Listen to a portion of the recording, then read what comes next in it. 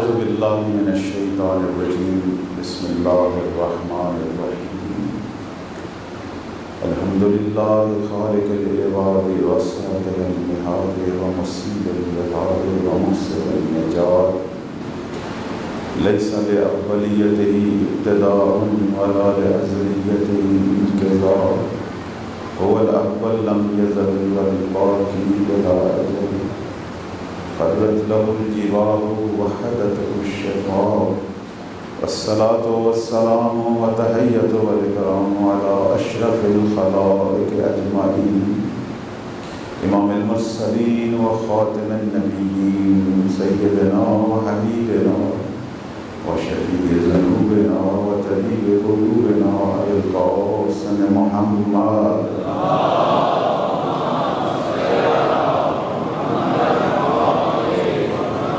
وعلى آله الطيبين الطاهرين المعصومين المنتجبين سيما بقية الله في الأرضين أذهب الله عنهم الرجس وطهرهم تطهيرا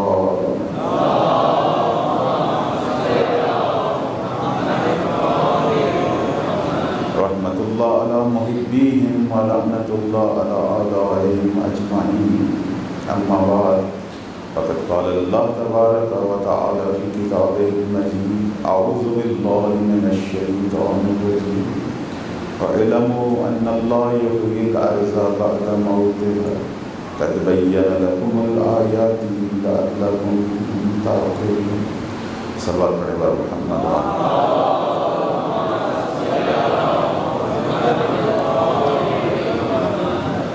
ہمارا موضوع سخن آخری حجت کے دن کا انتظار صرف سارے مسلمان نہیں کر رہے بلکہ سارا عالم انسانیت کر رہے اور جن کی خبر صرف قرآن میں نہیں ہے، اس سے پہلے اللہ نے جتنی بھی کتابیں بھیجی سب نے ان کی خبر دی۔ آج یہ جو تورات اور انجیل اور اس کے علاوہ اور بھی ادیان کی کتابیں ہیں، ان سب میں بلاخر وہ عبارتیں موجود ہیں، اگرچہ یہ کتابیں اپنی اصلی حالت میں نہیں ہیں، بہت کچھ تبدیل ہوا، لیکن پھر بھی کچھ نہ کچھ نورانی کلمات باقی رہ گئے ہیں جن کے اندر جس طرح آخری نبی کی خبر ہے، آخری نجات دہندے کی خبر ہے۔ مثلا یہی دنیا مسیح، ان کی انجیل میں آخری نجات دہندے کو مسیح موعود یا انسان کا فرزند، کیونکہ عیسیٰ کو کہتے ہیں اللہ کا فرزند، لیکن آخری نجات دہندے کو کہتے ہیں انسان کا بیٹا آنے والا ہے۔ حضرت عیسیٰ کہتے ہیں ایک انسان کا بیٹا نجات دینے والا آنے والا ہے، اس کے انتظار میں اپنے گھر کے دروازے کھول کے رکھو، یعنی یہ اشارہ ہے کہ اپنی تیاری کر کے رکھو۔ اسی طرح تورات کے اندر انہیں سرور میکائیل کہا گیا، یہ جو زرتشتی مذہب ہے اس کے اندر انہیں سوشیانس کہا گیا، یعنی نجات دینے والا۔ ہندو کہتے ہیں ان کا نام کالیکا ہے، بدھ مت کہتے ہیں ان کا نام پانچواں بدھا ہے۔ جو کچھ بھی نام دیں، جو مرضی لقب دیں، لقب تو ہمارے ہاں بھی بہت زیادہ میرے مولا کے، لیکن جو صفات بیان کرتی ہیں وہ ایک ہی ہیں، وہ مہدی زہرا کی۔ جتنی بھی صفات بیان ہوئی ہیں سب مذاہب کے اندر سب یہ کہتے ہیں جب وہ آئے گا پوری دنیا کو عدل و انصاف سے بھرے گا، ایک ہی حکومت پوری دنیا پر قائم ہوگی جو آسمانی حکومت ہوگی، جس کے اندر سارے انسان، ساری مخلوقات جو ہے وہ امن اور چین سے زندگی گزاریں گے، پھر دنیا میں کوئی کسی پر ظلم نہیں کرے گا۔ یہ ساری چیزیں تمام ادیان میں بیان ہوئی ہیں۔ ایک نکتہ جو آپ کی خدمت میں بیان کروں گا، زرتشتی مذہب عام طور پر تصور یہ تھا کہ یہ شاید مذہب یعنی آسمانی مذہب نہ ہو، لیکن اب جو دور حاضر کی تحقیق ہے، شیعہ سنی علماء اس موضوع پر کتابیں بھی لکھ چکے ہیں، وہ یہ کہتے ہیں کہ یہ بھی بلاخر ایک دین تھا حضرت عیسیٰ سے پہلے کا، لیکن اس کے اندر انحرافات آئے اور یہ مجوسی مذہب میں بدل گیا، اور آج یہ دو خداؤں کے قائل ہو گئے۔ وہ تو دنیا عیسائیت بھی 3 خداؤں کی قائل ہے، تثلیث کے قائل ہیں، یہودی بھی 2 خداؤں کے قائل ہیں۔ تو بالاخر اللہ نے 1,24,000 نبی بھیجے۔ اب یہ جو قرآن و حدیث میں 30 کے قریب نبی ہیں. صرف یہ تو نہیں ہے نا، بہت سارے نبی بھیجے ہیں جن کے ناموں کا ہمیں پتہ نہیں ہے، لیکن قرآن یہ کہہ رہا ہے کہ وَلِكُلِّ قَوْمٍ ہَادٍ، اللہ نے کوئی قوم چھوڑی نہیں، ہر قوم میں اپنا ایک ہادی بھیجا تاکہ دنیا پر حجت تمام ہو. تو اب ان میں سے ایک یہی زرتشت بھی تھا. اس کی کتاب ایک دفعہ ہم نے کھولی تو اس کے اندر عبارت جو دیکھی آخری نجات دہندے کے بارے میں، تو مجھے تو ایسا ہی لگا جیسے یہ کوئی زرتشتیوں کی کتاب نہیں ہے، یہ مسلمانوں کی کتاب ہے. اب میں وہ عبارت کا ٹکڑا آپ کی خدمت میں پیش کرتا ہوں. زرتشت کہتے ہیں کہ عرب کا پیغمبر آخری پیغمبر ہوگا جو مکہ کے پہاڑوں میں پیدا ہوگا. اب یہ بات کب ہو رہی ہے؟ حضرت عیسیٰ کی ولادت سے پہلے، کہ عرب کا پیغمبر آخری پیغمبر ہوگا جو مکہ کے پہاڑوں کے درمیان پیدا ہوگا. اس کی نشانی یہ ہے کہ وہ اپنے غلاموں کے ساتھ بیٹھ کر کھائے پیے گا. یعنی کوئی نظام طبقاتی، جیسے ہمارے نبی نے ہر نظام طبقاتی ختم کر دیا. انہوں نے کہا کسی کو کسی پر کوئی فضیلت نہیں ہے، نہ عرب کو عجم پر، نہ کسی کالے رنگ کو کسی سفید رنگ پر، کسی کو کسی پر فضیلت نہیں ہے. فضیلت کا ایک ہی معیار ہے، جس کا جتنا تقویٰ زیادہ اتنا وہ زیادہ فضیلت والا. یہ قانون ہے اسلام کا. لہذا انہوں نے غلاموں والا طبقہ، آقا غلام، یہ سارے ختم کر دیے تھے اور اس کی مذمت کی تھی. اور اس لیے اسلام نے آہستہ آہستہ غلامی والا جو مرحلہ ہے، یہ جو انسانوں کو غلام بنایا جاتا تھا، اسلام نے ایک دم تو ختم نہیں کیا، لیکن اس کی اتنی حوصلہ شکنی کی. کوئی بھی گناہ ہوتا تھا کفارہ غلام آزاد کر، فلاں اگر تجھے کوئی خیرات یا خدا کی طرف سے کوئی نہیں مل رہا، اتنے غلام آزاد کر. یعنی بار بار لوگوں کو حوصلہ افزائی اور یہ ساری چیزیں. تو عرض خدمت یہ ہے کہ خود ہمارے چوتھے امام، ان کا کام ہی یہی تھا کہ سارا سال غلام خریدتے تھے، ان کی تربیت کرتے تھے، پھر انہیں اللہ کی راہ میں آزاد کرتے تھے. تو اب زرتش یہ کہہ رہا ہے کہ اس پیغمبر کی ایک صفت یہ ہے کہ یہ غلاموں کے ساتھ بیٹھے گا. اور یہ ہمارے پیغمبر کی عظمت تھی، اتنا اپنے اصحاب کے ساتھ گل مل کے بیٹھتے تھے. باہر سے جب بھی کوئی مسافر آتا تھا جس نے آج تک نبی کو نہیں دیکھا ہوتا تھا، اسے پتہ نہیں چلتا تھا ان میں نبی کون ہے، صحابی کون ہے. اس انداز سے بیٹھا کرتے تھے. یہ پیغمبر کی عظمت تھی. تو اب زرتشت بھی یہی کہہ رہا ہے کہ یہ اپنے غلاموں کے ساتھ بیٹھے گا. اس کے بعد جو اگلا جملہ اس نے کہا، کہنے لگا اس پیغمبر کی ایک بیٹی ہوگی جس کا نام شاہ زمان ہوگا. اس کی نسل سے، اس بیٹی کی نسل سے اس پیغمبر کا آخری وصی سامنے آئے گا کہ جسے اللہ دنیا میں بادشاہ قرار دے گا. صلوات پڑھیں گا محمد و آل محمد.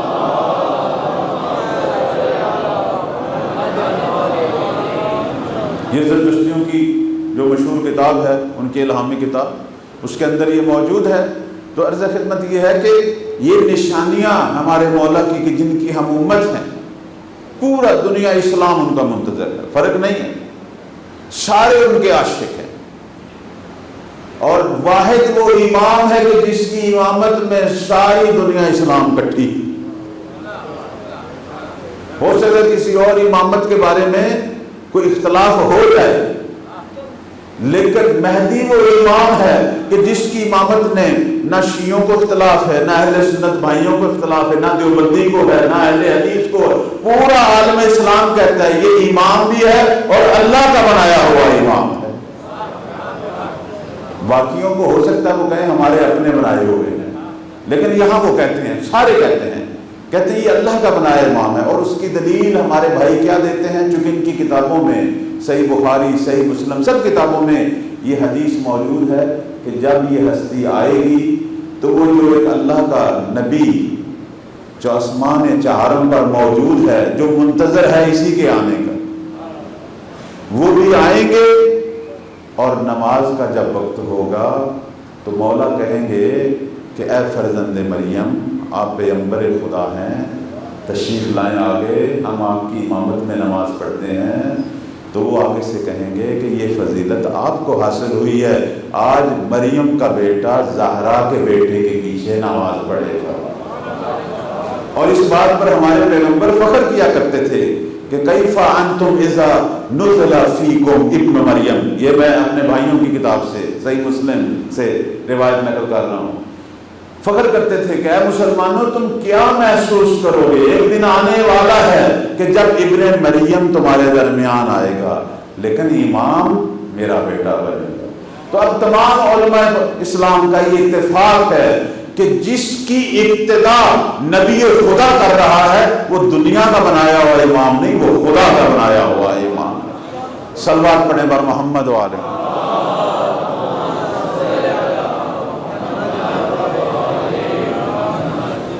تو عرض خدمت ہے کہ انہوں نے آ کے دنیا کو احیا کرنا ہے، زمین والوں کو زندہ کرنا ہے۔ یہ آیت جو چند دن سے آپ کی خدمت میں بیان کر رہا ہوں، اور ساتھ کچھ اور آیات بھی بیان کرتا ہوں، کیونکہ پروگرام یہی ہے کہ بالآخر کچھ نہ کچھ آیات جو قرآن کی اس آخری امام کے بارے میں ہیں وہ آپ کی خدمت میں بیان ہوں۔ لیکن درمیان میں کچھ سوالات سامنے آئے ہمارے دو عزیزوں کے، بھائیوں کے، اور میں چاہتا ہوں ان کی طرف اشارہ کروں مختصر سا اور آگے اپنے موضوع کی طرف آؤں۔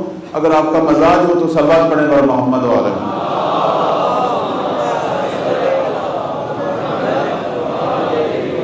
ایک برادر عزیز شاید یہاں موجود ہوں، کہیں انہوں نے سوال کیا کہ آپ جو ہمیں یہ واقعات سناتے ہیں کہ 12ویں امام ملتے ہیں، لوگوں سے ملاقات کرتے ہیں، تو بلاخر اس کے بارے میں ہم نے یہ بھی پڑھا ہے کہ مولا کا جو آخری نائب تھا، نائب چہاروں، چونکہ مولا کے غیبت صغریٰ میں 4 نائب تھے، 70 سالہ زمانہ 4 نائب۔ سب سے پہلے جو نائب تھے وہ جناب عثمان ابن سعید عمری، یہ بہت بڑی شخصیت تھی، اس نے 3 اماموں کی نیابت سنبھالی۔ یہ امام نقی علیہ السلام کے نائب، امام عسکری علیہ السلام کے نائب، اور بعد میں ہمارے 12ویں امام کے نائب، بہت بڑی شخصیت تھی۔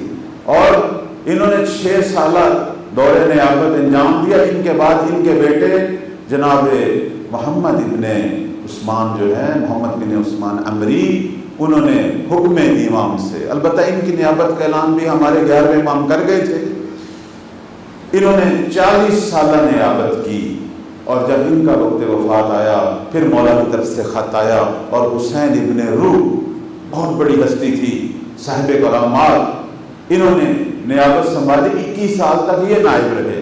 اور پھر جب ان کا وقت وفات آیا تو پھر علی بن محمد سمری، انہوں نے 3 سالہ دور نیابت جو ہے وہ سنبھالا۔ البتہ یہ سوال بھی ایک برادر کا تھا، موبائل پہ آیا تھا کہ ہمیں 4 نائبین کا تھوڑا سا تذکرہ ہو جائے، اور یہ متبرک تذکرہ ہو گیا، پروردگار قبول کرے۔ اور یہ جو چوتھے نائب تھے، جب ان کا وقت وفات آتا ہے تو مولا کا خط آتا ہے۔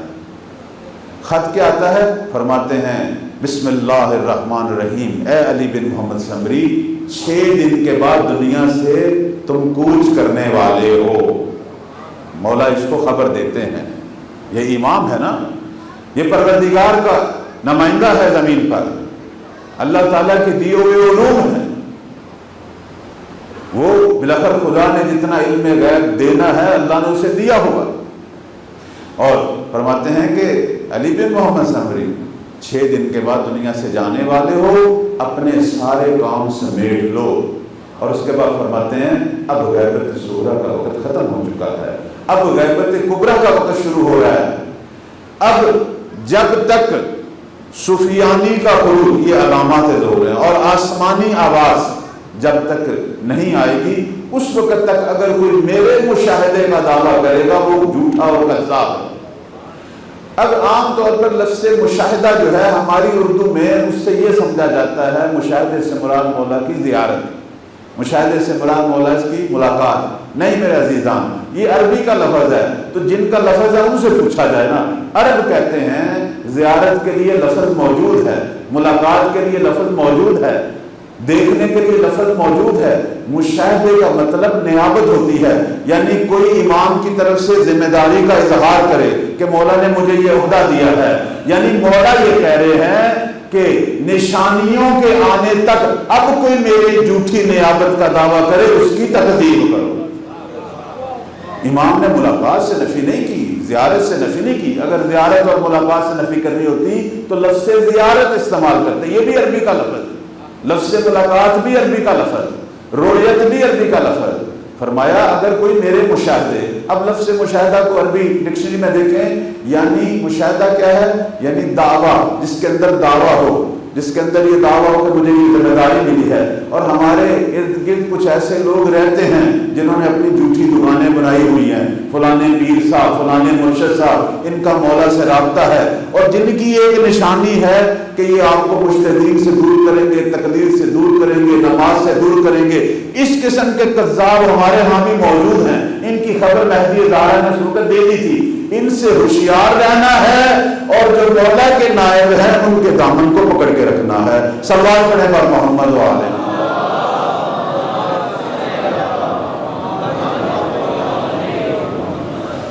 آج جو آیت مجیدہ آپ کی خدمت میں بیان کرنی تھی، چونکہ آیات بہت زیادہ ہیں اور ہمارے عزیزوں کا اصرار ہے کہ جتنا بھی آپ کر سکیں ان آیات کو بیان کریں۔ سورہ توبہ کی یہ آیت ہے 105 نمبر۔ پروردگار فرما رہا ہے وَقُلْ اعْمَلُوا فَسَيَرَى اللَّهُ عَمَلَكُمْ وَرَسُولُهُ وَالْمُؤْمِنُونَ۔ پروردگار ہمیں فرما رہا ہے کہ اے نبی نے کہو تم عمل کرو، عمل تو انجام دو، تمہارے عمل کو 3 ہستیاں دیکھ رہی ہیں۔ ایک پروردگار کی ذات، خود خدا کہہ رہا ہے، اور دوسرا تمہارا پیغمبر، وہ بھی ہمارے اعمال کو دیکھ رہے ہیں، اور فرمایا والمؤمنون، مومنین کی ایک جماعت، وہ صاحبان ایمان خاص گروہ ہے، مومنین کی ایک جماعت۔ اب اس کے ذیل میں احادیث یہ بتاتی ہیں کہ یہاں مومنین سے مراد سارے مومن نہیں ہیں، کیونکہ یہ اللہ نے کہا ہے مومن، اللہ اس کو مومن کہتا ہے جس کا ایمان کامل ہوتا ہے۔ اور آل محمد کے علاوہ دنیا میں کوئی ایسے نہیں ہے کہ جو یہ دعویٰ کرے کہ ہمارا ایمان، تو اس لیے ہمارے ائمہ فرماتے ہیں کہ یہاں مومنین سے مراد ہم ائمہ معصومین ہیں۔ بس تمہارے اعمال کو پروردگار دیکھ رہا ہے، رسول دیکھ رہے ہیں، بے شک وہ عالم برزخ میں جس جہاں میں بھی ہیں، لیکن خدا نے ان کو یہ عظمت دی ہوئی ہے، وہ دنیا کے تمام امور پر ان کی نگاہ ہے، اور ہر دور میں ایک پیغمبر کا جو وصی ہے وہ ہمارے اعمال کو دیکھتا ہے۔ تو عزیزاں ہم جو بھی عمل کرتے ہیں یہ نہ سوچا کرو کہ میرا عمل جو ہے وہ پتہ نہیں کوئی دیکھ رہا نہیں دیکھ رہا۔ 3 آنکھیں ہیں، 3 ہستیاں ہیں جن تک یہ عمل پہنچ رہا ہے۔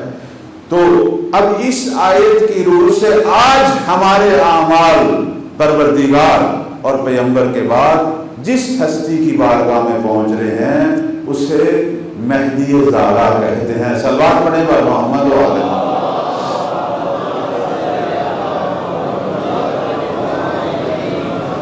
توجہ فرمائیے گا، پروردگار ہمارے اعمال کو دیکھتا ہے، لیکن کہاں خدا کا دیکھنا اور کہاں خدا کے رسول اور اس کے وصی کا دیکھنا۔ یہ شاید میں نے اس دن بھی ایک نقطہ عرض کیا تھا، اللہ سب کچھ دیکھتا ہے، لیکن یہ جو ہستیاں ہیں ہمارے پیغمبر اور ہمارے امام، یہ وہی کچھ دیکھتے ہیں جو اللہ ان کو دکھلاتا ہے، ورنہ اللہ سب کچھ دیکھتا ہے۔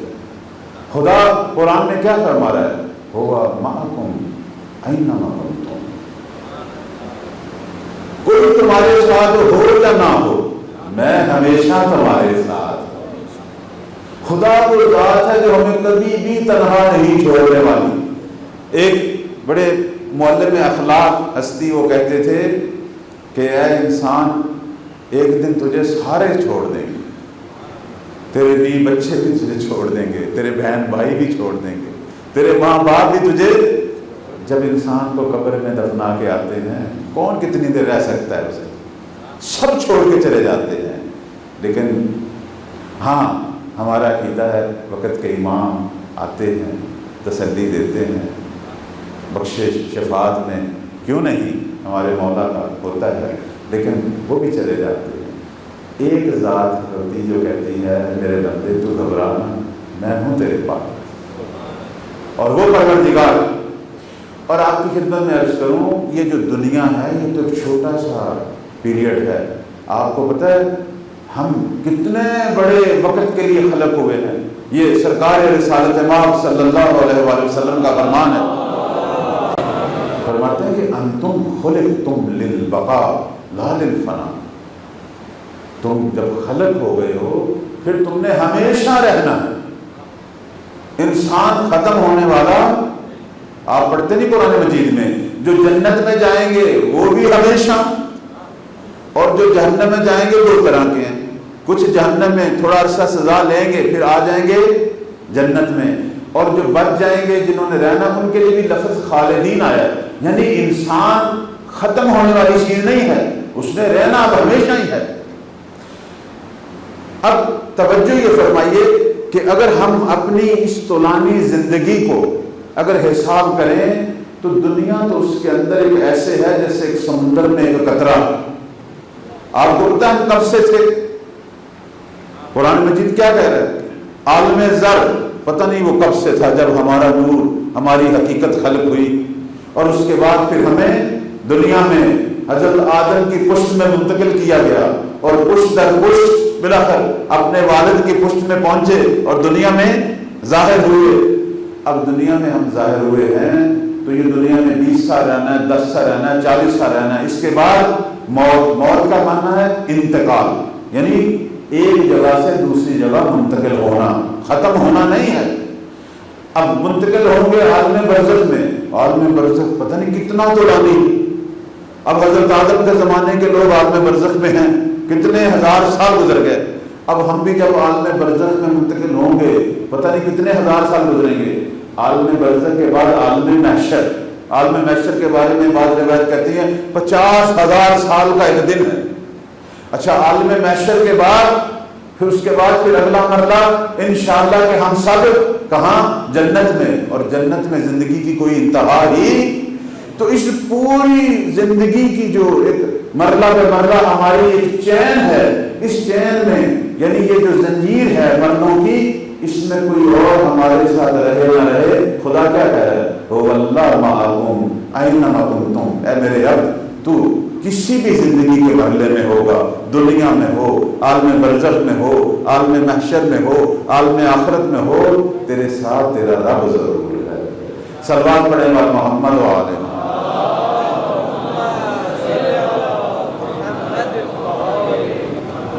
تو عزیزان، خدا ہمارے اعمال کو دیکھ، ہمارے پیغمبر اور امام تک اعمال پہنچ رہے ہیں، ملائکہ پہنچاتے۔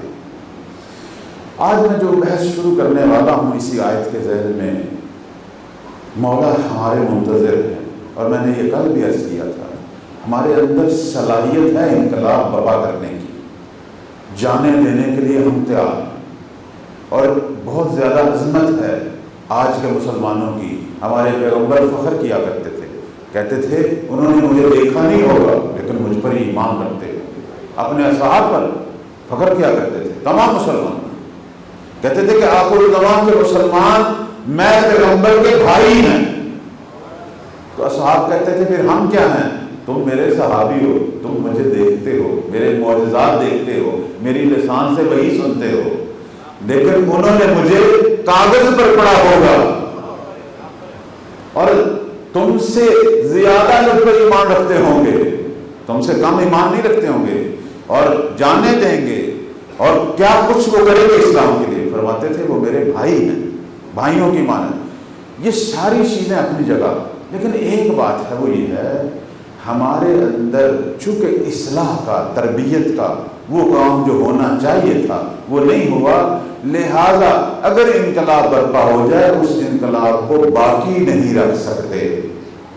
انقلاب تو لا سکتے ہیں، لانے میں تو کوئی حرج نہیں۔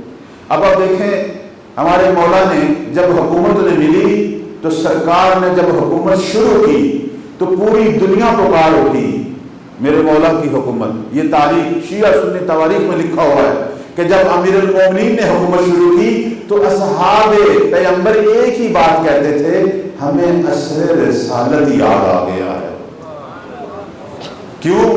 کیونکہ میرے مولا نے جس طرح پیغمبر بیت المال کو تقسیم کرتے تھے اسی طرح بیت المال کو تقسیم کیا کہ کوئی فرق نہیں چھوڑا، میں علی میں اور عرب کے غلام میں کوئی فرق نہیں چھوڑا۔ یہ مولا علی کی عظمت تھی۔ ہاں اس سے پہلے کچھ حصے تقسیم ہو رہے تھے، بھئی مہاجروں کا اتنا بنتا ہے، انصار کا اتنا، مہاجروں میں قریش کا اتنا، قریش میں ازواج کا اتنا، اصحاب کا اتنا، اہل بیت، وہ جو کیٹیگری بن گئی تھی البتہ وہ جنہوں نے بنائی تھی ان کا اپنا فلسفہ ہو، لیکن جب مولا کے پاس حکومت آئی انہوں نے کہا جو نظام رسالت کا ہے وہی امامت کا، اسی طرح انہوں نے نظام جو ہے وہ بیت المال کا، اور فرمایا جس طرح سرکار نماز پڑھتے تھے ویسے ہی پڑھنی۔ تو عرض خدمت یہ ہے کہ لوگ خود کہتے تھے کہ ہمیں اصل رسالت یاد آ گیا، لیکن میرے مولا کا ایک مسئلہ تھا، وہ یہ تھا کہ اصحاب کو اور یاران کو، انصار کو جب مولا نے عہدے دیے، لیکن وہ بات نہیں تھی، چونکہ بہت سارا کام ہونے والا تھا جو وہ نہیں سامنے آ رہا تھا، اور امیر المومنین بہت سختی کیا کرتے تھے اپنے گورنروں پر، اور ان کو خط لکھا کرتے تھے، نہ جو بلاغہ میں موجود ہے، فرمایا کرتے تھے مجھے پتہ ہے تم میں علی کی طرح نہیں بن سکتے، لیکن کم از کم میری مدد تو کرو۔ کس چیز میں؟ فرماتے تھے آئینونی بورع و اجتہاد و عفت و سداد، علی کی 4 چیزوں میں مدد کرو، اپنے تقوی کا خیال رکھو، اجتہاد کوشش کرو اچھے سے اچھا بننے کی، اور اپنے اندر پاکیزگی پیدا کرو، اور فرماتے تھے کہ اپنے رویے ایک دوسرے سے بہتر کرو۔ دیکھیں نا، اب ہم سب مسلمان، سب عزیزان، سب شیعہ، اہل سنت بھائی سب کچھ ہیں، بعض کا بہترین نمازی ہوتے ہیں، عزادار 1 نمبر، بہترین ماتمی، لیکن خود ہمیں پتہ ہے کہ چھوٹی چھوٹی باتوں میں ایک دوسرے کو برداشت نہیں کر رہے، چھوٹے چھوٹے مسئلے میں ایک دوسرے کا حق کھانے سے نہیں روک رہے۔ آپ کو پتہ ہے یہ جو جوتیاں باہر پڑی ہوئی ہیں، شریعت یہ کہتی ہے کہ کسی کو یہ حق نہیں ہے کہ کسی کی جوتی پر اپنا جوتا رکھے، اس پر بھی شریعت جو ہے وہ نوٹس لے رہی ہے۔ فقہی مسئلہ ہے کہ ہم کسی کی جوتی پر بھی جوتا رکھنے کا حق، چونکہ وہ اس کی ملکیت ہے، اور کوئی بندہ پسند نہیں کرتا کہ میری جوتی پر کسی کا جوتا، لہذا وہ راضی نہیں ہوگا۔ شریعت تو اس حد تک جو ہے وہ ان کو احتیاط کو حکم دیتی ہے، کہاں لوگ ایک دوسرے کی کس چیز پر قابض ہو جاتے ہیں، کیا کچھ کھا جاتے ہیں۔ ہمارے ہاں ہم اپنے آپس سے ایک دوسرے کو دیکھیں، کیوں میرے مولا کا دل زخمی ہے، وہ یہی تو کہتے ہیں کہ او شیعو تم نے ایک دوسرے پر رحم کرنا چھوڑ، میں کیسے ظہور کروں؟ وہ کہاں ہیں کہ جن کے اندر عفت اور پاکیزگی ہے، جن کے اندر ایک دوسرے کو معاف کرنے کا جذبہ ہے، جو ایک دوسرے کے ساتھ ہم دل ہیں، جن کے اندر تقویٰ ہے، مولا تو ان کے منتظر ہیں۔ تو جب ہم نے پوری دنیا کو زندہ کرنا ہے عزیزان، تو پہلے خود تو زندہ ہونا۔ جب پوری دنیا پر مہدی کی حکومت برپا کرنی ہے تو پہلے یہ چند فٹ کے وجود پر تو حکومت برپا کرنا۔ تو جب ہم اکائیوں میں اس وجود پر حکومت برپا کریں گے تو پھر دہائیوں میں بدلیں گے، پھر سینکڑوں میں بدلیں گے، پھر ہزاروں میں بدلیں گے، اور جب ہزاروں میں بدلیں گے اس کو بھی اذن خدا حاصل ہو جائے گا، پھر مہدی پر بھی حجت تمام ہو جائے گی، اور پھر دنیا خانہ کعبہ سے زیادہ کے لال کو طلوع ہوتا دیکھے گی۔ صلوات پڑھیں بر محمد و آل محمد۔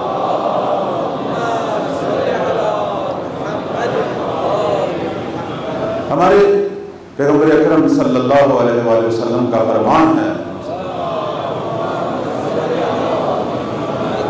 فرماتے ہیں کہ جب کوئی مومن گھر سے نکلتا ہے تو اس کے 5 دشمن ہوتے ہیں۔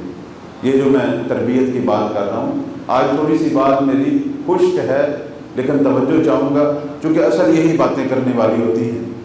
بہت ساری ایسی باتیں جو آپ 1000 دفعہ سن چکے ہیں، لیکن کوشش یہی ہوتی ہے کہ فرماتے ہیں، توجہ رکھو، کہ 5 دشمن ہوتے ہیں مومن کے۔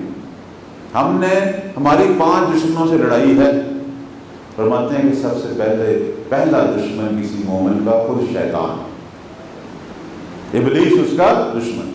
اور ابلیس کا کام کیا ہے؟ یہ انسان کے چاروں طرف سے حملہ ہوتا ہے، سامنے سے، پیچھے سے، دائیں سے، بائیں سے، قرآن کا ہے، لیکن اوپر سے حملہ نہیں کر سکتا، کیونکہ اوپر انسان کے رحمانی قوت ہے، نیچے سے بھی نہیں کر سکتا، نیچے ملائکہ محافظ ہیں، چاروں طرف سے حملہ کرتا ہے، اور ابلیس پکا دشمن ہے مومن۔ مجھے کسی نے پوچھا، بڑی پرانی بات ہے، کہ بھائی ہمارے ہاں یہ افتراق کیوں ہے؟ بہت ساری جگہوں پہ ہم اتحاد کا مظاہرہ دیکھتے ہیں، ادھر اتنا افتراق کیوں ہے، اتنی لڑائیاں کیوں ہیں؟ تو میں نے ان کو یہی جواب دیا کہ جن کے اکٹھے ہونے سے مہدی کا ضرور ہونا ہے، انہی کے اتحاد سے تو وہ ڈرتا ہے۔ اس لیے سب سے زیادہ سازشیں وہ مومنین کے درمیان ہوتی ہیں۔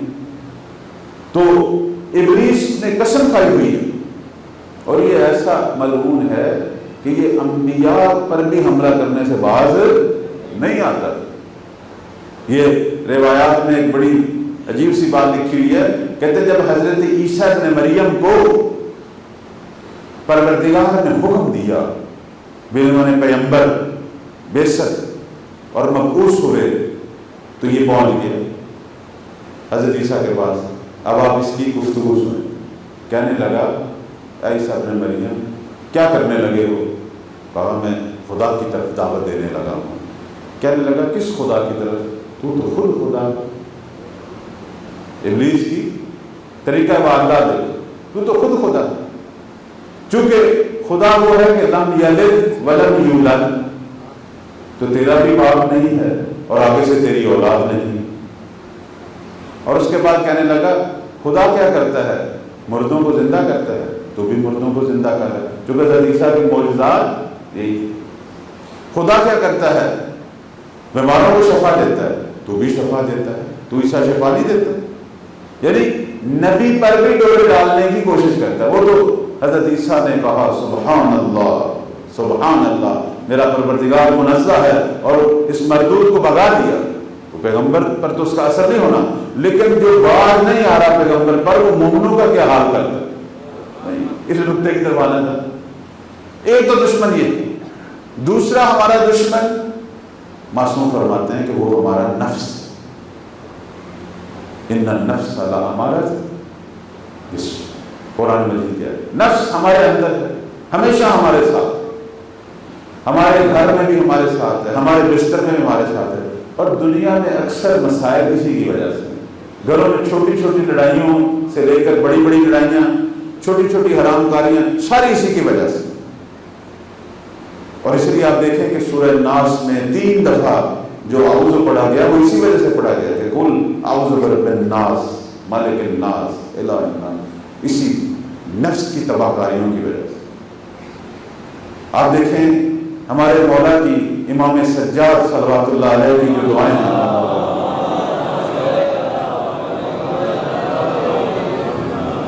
ان دعاؤں کو پڑھیں تو وہ جو 15 مناجات ہیں، یہ ہمارے علماء قنوت میں پڑھا کرتے ہیں، پڑھنی چاہیے، یہ ہمارا خزانہ ہے ہمارے پاس۔ اس میں سے ایک مناجات جو ہے مناجات شاکین، یعنی شکایت کرنے والوں کی مناجات، اس میں میرے چوتھے امام نے ساری شکایتیں نفس کی لگائی اللہ کی بات، اور غور سے اسے پڑھا جائے تو مولا فرماتے ہیں کہ پروردگارا میں تیری بارگاہ میں نفس کی شکایت کرتا ہوں، کیونکہ یہ گناہوں کو خوبصورت بنا کر پیش کرتا ہے۔ نفس کا ایک کام یہی ہے، ہمارے لیے توجیہ کرے گا، گناہ کروا لے گا اور پھر ہمیں تسلی دے گا کہ کوئی بات نہیں، بلکہ اس سے کوئی جہت نکالے گا کہ بھئی ٹھیک کیا تو نے، یہ جو کہتے ہیں نا ٹھیک کیا، یا ایک گندے عمل کو اتنا حسین بنائے گا، اتنی اس میں لذت پیدا کرے گا کہ ہم سے وہ کروائے گا۔ اتنی اس کے اندر تقریباً 13 شکایتیں ہیں میرے مولا نے اس نفس کی۔ میں جلدی جلدی گزر رہا ہوں۔ تیسرا ہمارا دشمن کون ہے؟ کافر، اور کافر وہ جن کے پاس طاقت ہے۔ اب آپ دیکھیں دنیا میں ان کفار نے عالم اسلام کو کتنی مصیبتوں میں ڈالا ہوا ہے۔ عالم اسلام کے ممالک کے اندر جو جنگیں ہیں یہ کفار نے برپا کی ہیں۔ افغانستان کا حال دیکھ لو، عراق کا، سوریہ کا، ہر جگہ پہ اپنا اسلحہ بیچ رہے ہیں، مختلف گروہوں کو دے رہے ہیں، آپس میں مسلمانوں کا قتل عام، یہ دشمن ہے عالم اسلام۔ 3 ہو گئے۔ چوتھا منافق۔ منافق کون ہے؟ جو بظاہر مسلمان ہے لیکن اندر سے وہ کافر، اور اندر سے خنجر جو گھونپ رہا ہے۔ یہ جتنے اہل بدعت، اہل انحراف، یہ غلط غلط عقیدے بنانے والے، اور ہمارے تشیعوں کے اندر یہ جتنے غالی اور علی اللہ کے نعرے لگانے والے اور مراجع اور مجتہدین کی مخالفت کرنے والے، یہ سارے وہی منافق ہیں، یہ سارے وہی، اور انہوں نے بلاخر ہمارے مولا کے مد مقابل بھی آنا ہے، یہ ہوگا۔ جیسے خوارج جنگ صفین میں علی کا ساتھ چھوڑ رہے تھے، مہدی کی جنگ میں بھی کچھ اس قسم کے منافق ساتھ چھوڑیں گے، یہ روایات میں لکھا ہو، چونکہ مولا اصلاح کریں گے، وہ کہیں گے یہ عقائد ہمارے نہیں ہیں، یہ رسم و رواج ہماری نہیں ہیں، تو یہ کہیں گے ہم تجھے زیادہ کا بیٹا ہی نہیں مانتے، بلکہ مد مقابل جنگ کرنے کے لیے آئے ہیں۔ یہ منافق ابھی بھی ہماری صفوں میں ہیں، ہمارے بچوں اور جوانوں کے ذہنوں میں زہر گھول رہے ہیں، ان کا کام کبھی بھی یہی ہے، ان سے بچ کے رہنا۔ اور اس کے بعد پانچواں جو دشمن ہے ہمارا، توجہ چاہیے، مومن کا دشمن مومن۔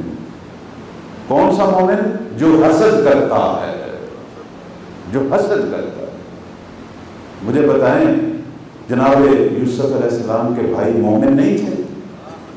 یعقوب کے بیٹے تھے، اہل نماز، اہل روزہ، حلال کمائی کھانے والے، ساری چیزیں ٹھیک تھی، لیکن حسد تھا، اور اس حسد کے نتیجے میں یوسف کو کنویں میں پھینک دیا، ایک نبی و خدا کے دشمن بن گئے۔ حسد پورے ایمان کو کھا جاتا ہے۔ کبھی بھی توجہ نہ کریں کہ میں پتہ نہیں کیا بن گیا ہوں۔ حسد بہت بری چیز ہے، ہر انسان کے اندر یہ چوٹی کی طرح ہوتا ہے، اور اینڈ ٹائم پر وہ جو ہے وہ نکلتا ہے اور سارے اعمال کی بربادی کا باعث ہے۔ اس لیے اللہ کی پناہ مانگنی چاہیے۔ اب آپ دیکھیں اس حسد کا نتیجہ کہ ہمارے ساتویں مولا کی شہادت کا باعث کون بن رہا ہے؟ اپنا ہی بھتیجا۔ کیوں؟ محمد ابن اسماعیل۔ کیوں حسد کرتا تھا اپنے چچا سے کہ میرا چچا امام ہے اور میں کیوں نہیں؟ حسد ہے۔ تو یہ 5 دشمن ہیں، اور ان 5 دشمنوں کا مقابلہ کیسے کرنا ہے وہ بھی سرکار رسالت مآب صلی اللہ علیہ وآلہ وسلم نے۔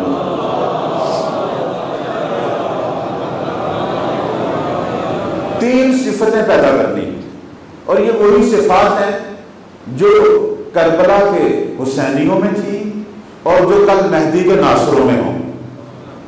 یہ 3 صفتیں بیان کروں گا کہ جس کے بارے میں ہمارے نبی فرمایا کرتے تھے کہ یہ صفات صدیقین کی ہیں۔ صدیقین کا مقام انبیاء کے مقام سے نیچے۔ دیکھیں 4 بڑے بڑے مقام ہیں، انبیاء، صدیقین، شہداء، صالحین، یہ بڑے بڑے درجے ہیں۔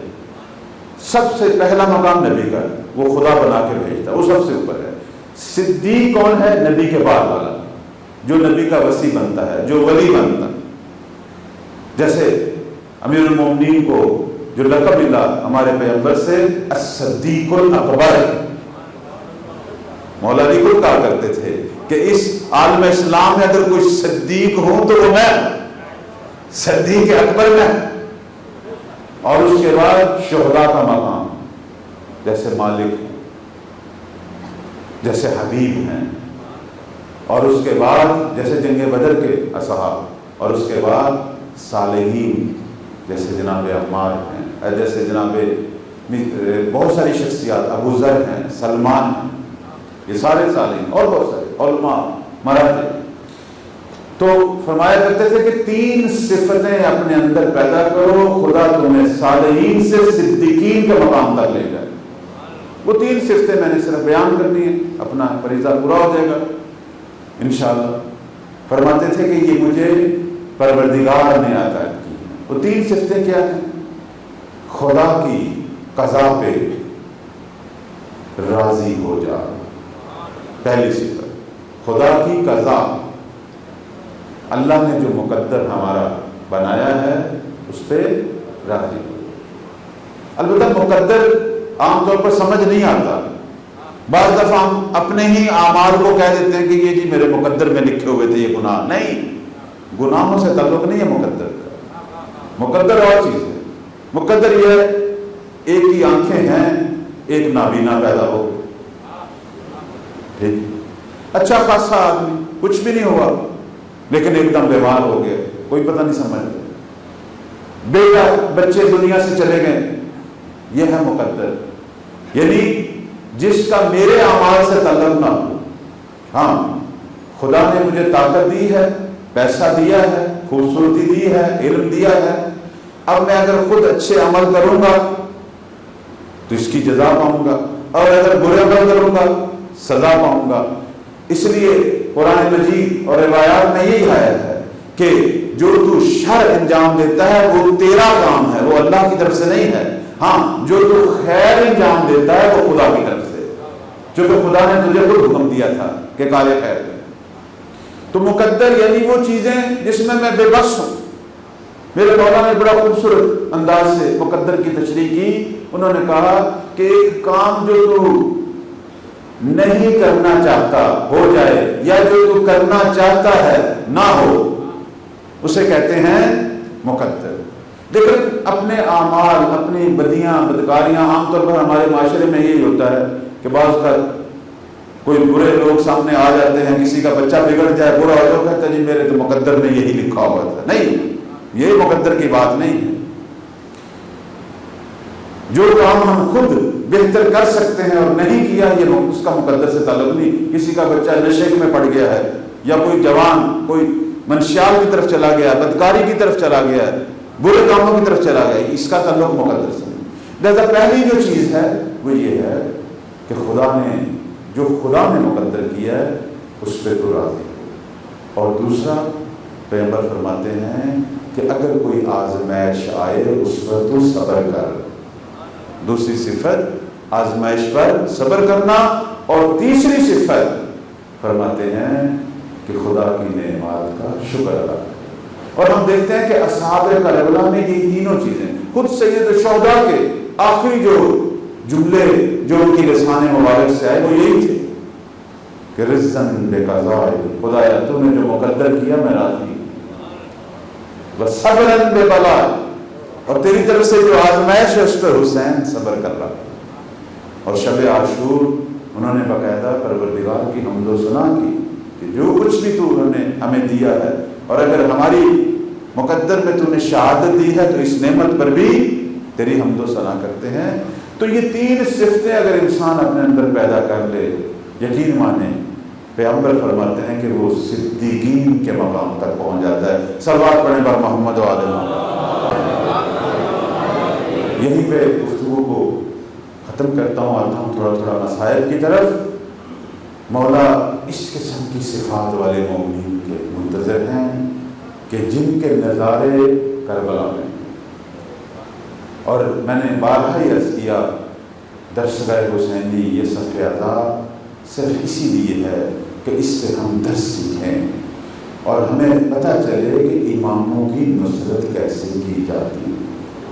اصحاب کربلا نے کہا ہم پر احسان، انہوں نے رہتی دنیا تک بتا دیا کہ اماموں سے وفا کیسے کی جاتی ہے، حق کی نصرت کیسے ادا کیا جاتا ہے، کیسے جان دی جاتی ہے۔ اور یہ ہم بار بار، اور ہمارے بعض کا بھائی بھی پوچھتے ہیں کہ کیوں بار بار وہی چیزیں پڑھتے ہو، وہی مسائل پڑھتے ہو۔ انہیں کیا پتا یہ مسائل ہمارے دلوں کو زندہ کرتے ہیں، چونکہ دل زندہ ہوں گے تو کل مہدی کے ناصر زندہ ہوں گے، اور کل مہدی دنیا کو زندہ کرے گا۔ یہ بار بار کی تمرین ہے ہماری، بار بار اپنے دل کو زندہ کرتے ہیں کہ شاید یہ پھر ایسے زندہ ہو اور میرے مولا کے لیے سرمایہ بن جائے۔ ایک عجیب جو منظر میدان کربلا میں ہم دیکھ رہے تھے وہ بیویوں کا دیکھ رہے تھے۔ دنیا میں آپ دیکھتے ہیں ماؤں کو اپنے بچوں اور بالخصوص جوان بچوں سے بڑی محبت ہوتی ہے۔ کون ماں ہے جو بچے کو مقتل راہ کی طرف بھیجے؟ کوئی مسئلہ باہر تھوڑا سا پریشانی ہو، مائیں تو اپنے بچوں کو اپنے ساتھ سینے سے لگا کر بیٹھ جاتی ہیں، لیکن یہ کربلا کی عجیب مائیں ہیں جو شب عاشور سب بچوں کو ایک ہی درس پڑھا رہی تھی کہ میرے بچے کل تو نے سب سے پہلے جا کے، اکبر سے بھی پہلے جا کے حسین پر قربان ہونا۔ اور عجیب مائیں تھی، میں ان ماؤں کی عظمتوں کو سلام کرتا ہوں، جب تک ان کے بچے قربان نہیں نہ ہوتے تھے اتنی دیر تک پریشان رہتی تھی، چہروں پہ پریشانی ہوتی تھی، اور جب کسی کی ماں کو پتہ چلتا نا میرے بچے نے قربانی دے دی ہے، میرا بیٹا حسین پہ قربان ہو گیا، تو چہرے پہ اطمینان کے آثار آ جاتے۔ یہ عظمتیں ہیں ان مومنات کی، اور اسی لیے انہی مومنات سے، انہی ماؤں سے بلاخر اسی طرح مہدی کے ناصر پیدا ہونے۔ ایک ماں ایسی بھی تھی جو اپنے 2 لال کو اپنے سینے سے لگا کے بیٹھی ہوئی تھی کہ جس کا کل سرمایہ یہی تھی، اور ان کے بالوں میں کنگھی دے رہی تھی اور اپنے بچوں کے ساتھ جھوم رہی تھی، کہہ رہی تھی اونو محمد، میں نے تم دونوں کو بھائی میں صدقہ کر دیا ہے، کل اکبر سے پہلے جانا ہے تم نے، میرے بھائی پہ قربان ہونا ہے۔ اور یاد رکھو اگر کبھی میدان جنگ میں لڑتے لڑتے فورات پر پہنچ جاؤ، اپنی ماں سے وعدہ کرو، فورات سے اپنے لبوں کو تر نہیں کرنا، تمہارے ماموں کے بچے پیاسے ہیں، علی اصغر پیاسے ہیں، سکینہ پیاسی ہے۔ اب یہ ماں تھی بچوں کو وفا کا درس دے رہی تھی۔ روز عاشور قربانی شروع ہوتی ہیں، جب اصحاب کی قربانی ختم ہوئی نا تو اونو محمد نظر آئے بی بی کو، تو بی بی کہنے لگی اونو محمد تم ابھی تک زندہ ہو؟ کہنے لگے ماں ہم کیا کریں، جب بھی ماموں کے سامنے جاتے ہیں ہمیں دیکھتے حسین رونے شروع کر دیتے، کہتے ہیں میں کیسے تمہیں مقتل کی طرف روانہ کروں، تم میری زینب کی یادگار ہو، اجرکم اللہ۔ اب بی بی نے حضرت عباس کو بلایا، کہنے لگی جاؤ حسین بھائی کو کہو، زینب کہتی ہے تجھے میرے حق کا واسطہ، میرے بچوں کو مقتل کی طرف روانہ کر۔ اب خود سید الشہداء آتے ہیں، آ کے کہتے ہیں ایک سوال پوچھتے ہیں، کہتے ہیں زینب تیرا شوہر عبداللہ راضی ہے؟ تو بی بی نے کہا اسی لیے اس نے بھیجا تھا، چونکہ بی بی جب مدینہ سے چلی تھی اس وقت کے ساتھ نہیں آئے تھے، یہ بعد میں عبداللہ نے ایک خط دے کے بھیجا تھا اور حسین کو کہا تھا حسین تو زمین کا نور ہے، کیوں مقتل کی طرف جا رہا ہے؟ تیرے جانے سے مومنوں کی امیدیں ٹوٹ جائیں گی، لیکن اگر طے یہی ہے کہ تم نے جانا ہے شہادت کے لیے، میرے یہ 2 بچے تیرے ساتھ ہیں۔ کہا یہ اس لیے تو بھیجے تھے، اجرکم اللہ۔ اب سید الشہداء اور جناب عباس نے ان بچوں کو گھوڑوں پہ سوار کیا، اتنے چھوٹے تھے خود گھوڑے پر سوار نہیں ہو سکتے تھے، ایک کو عباس اٹھاتے ایک کو حسین اٹھاتے، جاؤ میرے بچے علی کے شیر ہو۔ اب یہ دونوں بھائی چل پڑے، آپس میں گفتگو کر رہے ہیں، کہنے لگے میں بائیں طرف سے حملہ کرتا ہوں، ایک کہنے میں دائیں طرف سے کرتا ہوں۔ وہ عمر ابن سعد کا جو خیمہ نظر آ رہا ہے اس تک پہنچتے ہیں، اس ملعون جو ہمارے ماموں کا دشمن ہے اس کا سر قلم کریں گے۔ دونوں نے حملہ شروع کر دیا، دیکھنے کو تو بچے تھے لیکن جعفر طیار کے پوتے تھے، علی کے نواسے تھے، بڑی خوبصورت جنگ کی انہوں نے۔ جنگ کرتے کرتے عمر ابن سعد کے خیمہ تک آ گئے تو عمر ابن سعد باہر نکلا، اس نے کہا تم انہیں بچے سمجھ رہے ہو، ایک کر لڑ رہے ہو، ان پر مکمل مل کر حملہ کرو۔ اب جب مکمل انہوں نے گھیرا باندھ لیا، اب جس کے ہاتھ میں جو کچھ ہے حملہ ہو گیا، تو مقاتل کی روایات کہتی ہیں ایک کے سر پہ گرز لگا وہ زمین پہ آیا اور ایک کے سر پہ تلوار لگی وہ زمین پہ آیا۔ محمد پہلے شہید ہو گئے، زمین پہ آتے شہید ہو گئے، لیکن جب اور گرے تو انہوں نے آواز دی ماموں ہماری مدد کو آئے، اجروں کو مدد۔ اون زندہ تھے، جان تھی ابھی اون کے وجود میں۔ سید الشہداء امام مظلوم پہنچے، اون کا سر اپنی گود میں رکھا، بھانجے کو چوما، پیار کیا، کہنے لگا ماموں ہماری ماں کو ہمارا سلام پہنچا دے، اور ماں کو بتانا کہ فورات تک گئے تھے ہم لیکن تیرا وعدہ یاد رکھا ہے۔ اجرو اب اون نے آخری ہچکی لی، سید الشہداء نے دونوں کے لاشیں اٹھائے لے کے خیمے کی طرف آئے۔ جب خیمہ میں گئے، جب سیدانیوں نے ان لاشوں کو دیکھا تو کوہرام مچ گیا۔ اب آوازیں آ رہی ہیں واہ حسین واہ اولا واہ محمد، ساری بیویاں موجود تھی لیکن زینب وہاں موجود نہیں تھی۔ امام نے کہا زینب کو بلاؤ، آئے اپنے بچوں کے پاس، وہ اداکاری کرے۔ جب بی بی زینب کو حکم امام ملا، نہ چاہتے ہوئے بیوی بھی حکم امام سن کر آئیں، اور مقاتل کی روایات کہتی ہیں آ کے اون و محمد کی لاشوں کے درمیان بیٹھ جاتی ہے، ایک ہاتھ محمد کے سینے پہ رکھتی ہے، ایک ہاتھ اون کے سینے پہ، ان دونوں پہ نہیں روئی، صرف یہ رو کر کہا اون و محمد میرا بھائی حسین تنہا رہ گیا، کاش میرا کوئی اور بچہ بھی ہوتا، میں حسین پہ قربان کرتی۔ یعنی رو پھر بھی حسین پہ رہی ہے سر۔ اجرکم اللہ، اجرکم اللہ۔ ہماری مقاتل کی روایت کہتی ہیں 11 محرم کو جب اسیری کا ٹائم آیا، سب خواتین، سب مقدرات عصمت، سب بیبیاں اپنے اپنے پیاروں کے لاشوں پہ گئی ہے، لیکن زینب محمد کے لاشے پہ نہیں گئی۔ اگر گئی ہے تو بھائی کے لاشے پہ گئی ہے، بھائی کے لاشے پہ گئی ہے۔ جب ناکہ پر بی بی کو سوار کیا گیا نا، اور بی بی جب ناکہ پر بیٹھی نا، دور سے اون محمد کے لاشیں دیکھے، ہم 2 بچوں کے لاشوں کو دیکھ کر صرف اتنا کہا اون محمد تمہاری ماں جا رہی ہے، خدا حافظ۔ بی بی نے گریہ نہیں کیا۔ اب یہ مقاتل کی روایات ہیں، مختلف روایات کو دیکھ کر جو نتیجہ نکلا، بی بی چل پڑی، کوفہ پہنچی، کوفہ کے بازار وہ اپنی جگہ، لیکن بالآخر اس جگہ سے گزری جہاں ایک زمانے میں علی شادی کیا کرتے تھے۔ جب اس جگہ کو دیکھا نا تو اپنے بابا کا زمانہ یاد آیا، تو پھر بابا سے گفتگو شروع کی۔ وہاں نے یہ کہا بابا علی دیکھ تیرا حسین مارا گیا، عباس مارے گئے، اکبر مارا گیا۔